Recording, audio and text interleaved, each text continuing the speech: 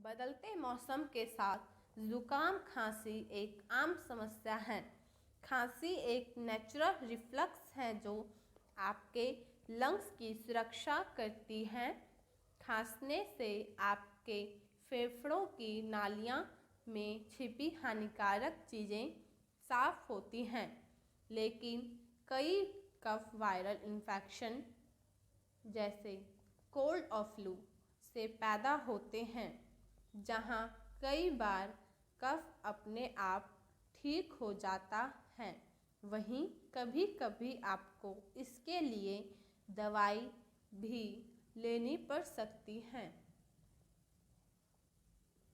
अगर आपको कफ वाली खांसी है तो ऐसा कफ सिरप लेना चाहिए जो इस कफ को आपके फेफड़ों से बाहर निकाले। इसके लिए एनवेंटा हर्बल्स कफेक्स सिरप आते हैं। ये कफ को पतला करके इसे बाहर निकालने में मददगार होते हैं।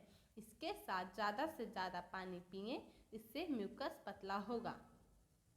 कफेक्स सिरप आपका कफ निकालते हैं। अगर आपको खांसी से दर्द, जकड़न या सांस फूलने या सांस लेने की समस्या को दूर करना है तो आप इसे ले सकते हैं। यह एयर पैसेज को खोलकर सांस लेना आसान करता है। उपयोग की विधि: गुनगुने पानी में दिन में 2 से 3 बार